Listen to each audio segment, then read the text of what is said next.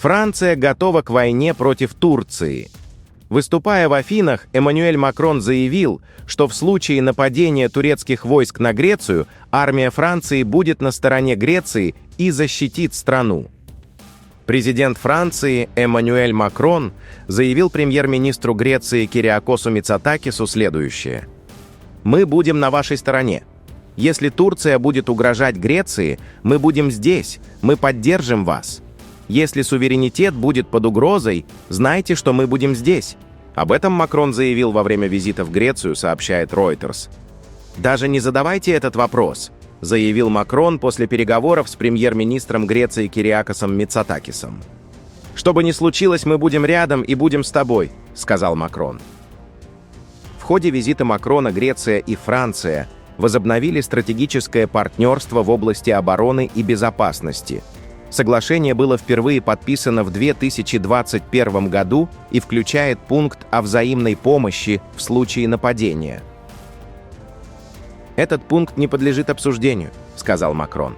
«Он не является предметом обсуждения между нами, поэтому никаких вопросов поднимать не приходится, нет места для сомнений. Все наши враги, потенциальные или реальные, должны быть в полной мере осведомлены об этом», — добавил Макрон. В первый день своего визита Макрон сделал аналогичные заявления во время беседы с Мицотакисом на территории древней римской агоры. «Эти заявления действительно тронули сердца греческого народа», — сказал Мицотакис. С момента прихода к власти в 2019 году Мицотакис значительно увеличил закупки вооружений, в частности у Франции. Греческая пресса посвятила визиту Макрона значительное внимание. Ведущая греческая ежедневная газета «Катимерини» опубликовала на первой полосе цитату французского президента: «Мы будем рядом с вами, если вашему суверенитету будет угрожать опасность». Напряженность в отношениях с Турцией, историческим соперником Греции и партнером по НАТО, регулярно обостряется и часто приводится греческими политиками в качестве причины для закупки оружия.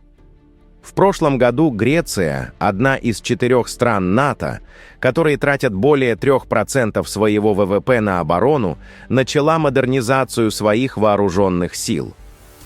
На этот проект будет потрачено около 25 миллиардов евро. В частности, на приобретение системы противоракетной, зенитной и противобеспилотной обороны, известной как «щит Ахиллеса». В рамках модернизации Греция закупила у Франции 24 истребителя «Рафаль», а затем 3 фрегата «Белхара» на общую сумму более 5,5 миллиарда евро. 4-й фрегат был добавлен в прошлом году. Макрон и Мицотакис предполагают, что альянс между их странами мог бы послужить моделью для европейской обороны. Это греко-французское сближение предшествовало недавним крупным геополитическим потрясениям, сказал Мицотакис. Оно предвосхитило более широкую необходимость стратегической автономии для нашего континента. Макрон заявил, что, по его мнению, франко-греческие связи дали представление о будущем Европы. Это движение вдохновило и продолжает вдохновлять остальную Европу и укрепило этот европейский столб НАТО, эту Европу обороны, добавил Макрон. Кроме этого, Макрон заявил, что Европе пора проснуться. Президент Франции также заявил, что лидеры США, России и Китая сейчас действуют против интересов европейцев. От себя могу сказать, что это осознанный политический сигнал, причем адресованный сразу нескольким аудиториям одновременно. Интересно, что это публичное военное обязательство адресовано одной стране НАТО против другой страны НАТО. Хотя вы же понимаете, что устав Североатлантического альянса предполагает коллективную оборону от внешнего агрессора. Он не предусматривает сценария, при котором 2 члена альянса вступают в прямое военное столкновение, и формально такой конфликт – это институциональный тупик для НАТО. Эммануэль Макрон, к слову, это прекрасно понимает, но все равно делает заявление. Для тех, кто не сильно в теме, скажу, что греко-турецкое противостояние в Эгейском море и Восточном Средиземноморье нарастало последние 5 лет. Это споры о континентальном шельфе, инциденты с военными кораблями, давление Анкары на Кипр. В 2020 году французские и турецкие фрегаты уже выходили на боевое сближение в ходе ливийской операции. Тогда Франция формально отреагировала, но в рамках дипломатии. Сейчас, как вы видите, друзья, тональность резко изменилась. Но это, в общем-то, неудивительно.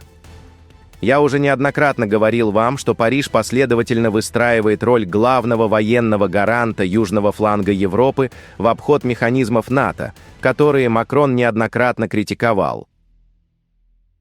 Да и в целом Франция метит на роль некого локомотива Европы и НАТО, где нет места для США. И сами посудите, ведь заявления Макрона в Афинах укладываются в эту логику. Франция предлагает двусторонние гарантии безопасности там, где считает альянс недостаточно надежным инструментом. А в последние годы НАТО все больше напоминает карикатурное ОДКБ. Реакция Анкары здесь предсказуема и, скорее всего, будет звучать примерно так. МИД Турции уже назвал слова Макрона безответственными и подрывающими единство альянса. Это стандартная, заезженная риторика.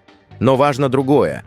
Сама Турция сейчас балансирует между западными партнерами и собственными региональными амбициями, и подобные заявления Парижа эту балансировку серьезно осложняют. Безусловно, прямого военного столкновения между Францией и Турцией в краткосрочной перспективе я не вижу, но Макрон намеренно повышает ставки в дипломатической игре вокруг Восточного Средиземноморья. Не стоит воспринимать это как угрозу войны, но это самое настоящее переопределение архитектуры безопасности в регионе. И сигнал мини-султану о том, что Париж готов выходить за рамки привычных форматов. Помимо военно-политических заявлений и дипломатических сигналов, Армения все еще остается в центре международного медиапространства в контексте геноцида армян 1915 года. Эта тема все отчетливее выходит за рамки исторической памяти и становится частью современного политического и цивилизационного разговора в Европе. Показательно в этом смысле высказывание французского писателя, журналиста и путешественника Сильвена Тессона, сделанное в интервью швейцарскому журналисту Дариусу Рошбену. Говоря о месте Армении в европейском историческом и культурном контексте, Тессон подчеркнул, что возможное исчезновение Армении нельзя воспринимать как очередной эпизод трагической истории или как еще одну страницу так называемого «концерта наций». По его словам, речь идет о чем-то гораздо более глубоком и значимом. Армения, отмечает он, несет в себе европейское измерение. Это особая, почти пограничная форма цивилизации, расположенная на стыке культур, регионов и исторических путей. Именно поэтому любые вопросы, связанные с ее будущим, выходят за рамки локального конфликта и приобретают более широкий смысл.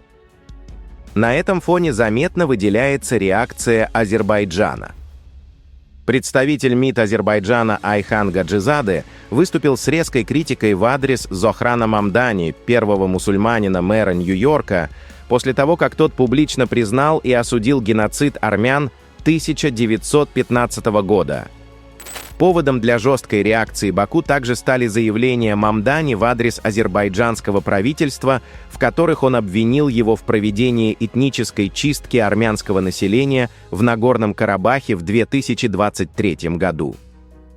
Сообщается, что азербайджанская сторона заявила о неприемлемости подобных высказываний и отметила, что они должны быть удалены из соцсети X, фактически потребовав удаления публикаций, касающейся армянского вопроса. Отметим, что при этом за пределами официальной политики память о геноциде продолжает звучать в устах людей с глобальной аудиторией по всему земному шару. Пишите ваше мнение в комментариях и подписывайтесь на наш канал, чтобы не пропускать самые важные и актуальные новости Южного Кавказа и Ближнего Востока.